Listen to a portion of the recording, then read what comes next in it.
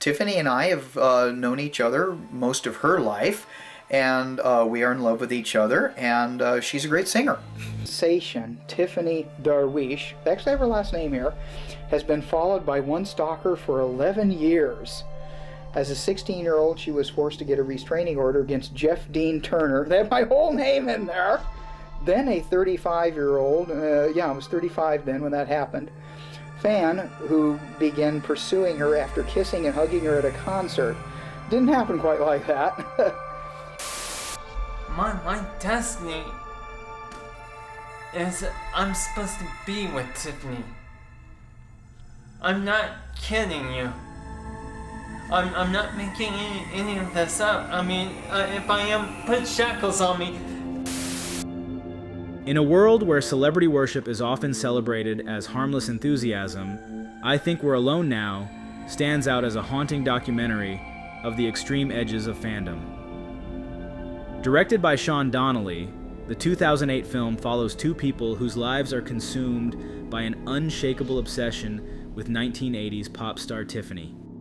Unlike the fleeting parasocial attachments most fans experience, Jeff Turner and Kelly McCormick inhabit a reality where admiration has become delusion, and their longing has evolved into a personal ethos. Their stories, unsettling, depressing, and strangely touching, raise uncomfortable questions about the fine line between devotion and mental illness. Yet the documentary also implicates its viewers in another, more troubling dynamic: the fascination with watching from a safe distance as other people's lives unravel. As much as I Think We're Alone Now is about obsession, it is equally a meditation on the ethics of observing the obsessed, and on the uneasy pleasure we take in bearing witness to their sick fantasies.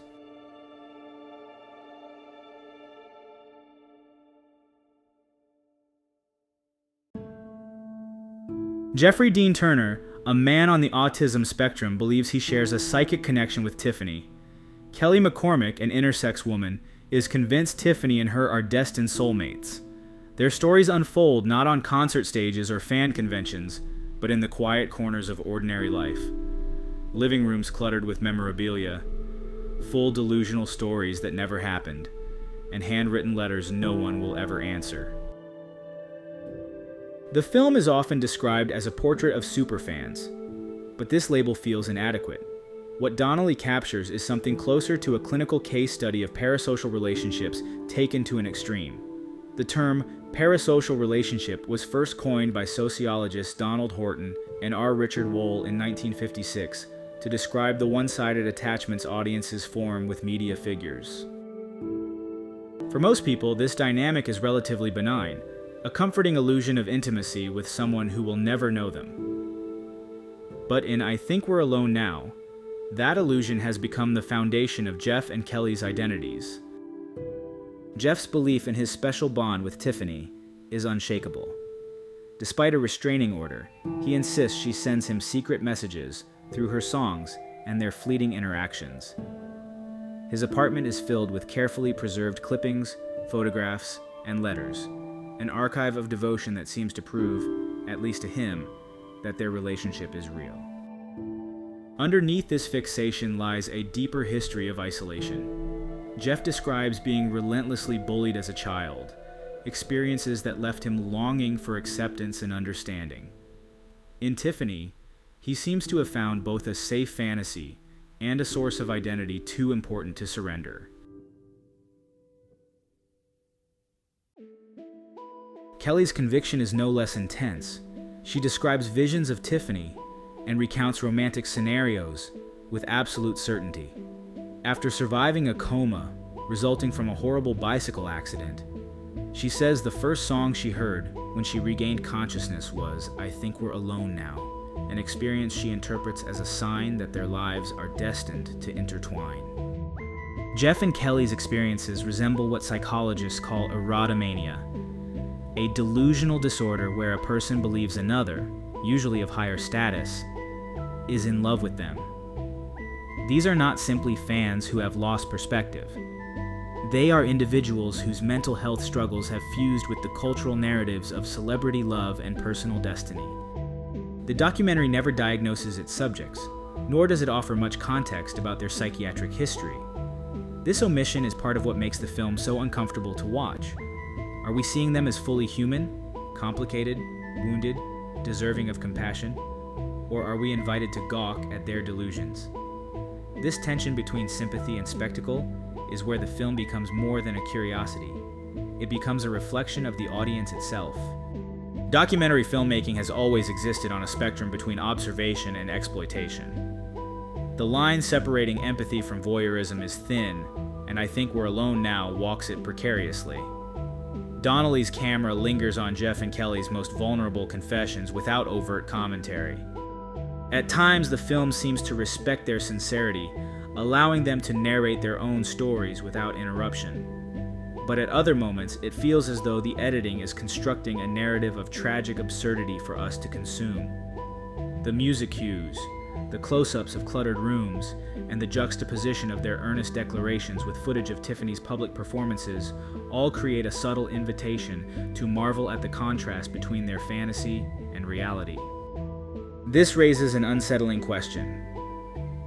Are we any different from the crowds who once paid admission to gawk at sideshow exhibits? Watching Jeff and Kelly, we are forced to confront the possibility that our fascination is rooted not only in empathy, but also in a darker, more prurient curiosity. Their isolation becomes a spectacle, and their delusion, a kind of entertainment.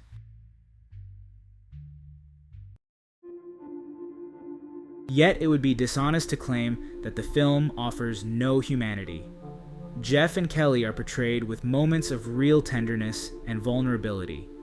There are glimpses of the loneliness that underpins their obsession, a loneliness that feels painfully familiar in a culture where connection is often mediated by screens and illusions. In this way, I Think We're Alone Now also anticipates the world we live in now, an era when parasocial attachments have become ordinary. Today, influencers and celebrities encourage fans to feel personally known, personally chosen, personally valued. The delusions Jeff and Kelly harbor are extreme, but they are built on the same cultural scaffolding that fuels Stan Twitter and OnlyFans subscribers. The obsessions documented in I Think We're Alone Now did not emerge in a vacuum. They were shaped by a cultural moment when pop stardom was carefully engineered to feel intimate and attainable. In the late 1980s, Tiffany was marketed as the girl next door, a wholesome teenager whose music videos and mall tours blurred the distance between celebrity and fan. This strategy was designed to foster connection, but it also laid the groundwork for the belief that knowing her or loving her was somehow possible. What makes Jeff and Kelly's stories even more striking is that their fixation predates the rise of social media, an era when parasocial relationships have become not only more common, but also more culturally accepted and monetized. Today, celebrities are expected to share their private lives online, responding to fans in real time and cultivating the illusion of mutual intimacy. In this sense, Jeff and Kelly were early harbingers of stan culture, living out a fantasy of closeness that technology would soon make ordinary, and in some ways, even harder to escape. Beneath the unsettling details of Jeff and Kelly's fixation lies something unmistakably human. The desire to be loved, to feel chosen, to matter to someone. It is easy to dismiss their stories as extreme delusion, but doing so overlooks the loneliness that drives them.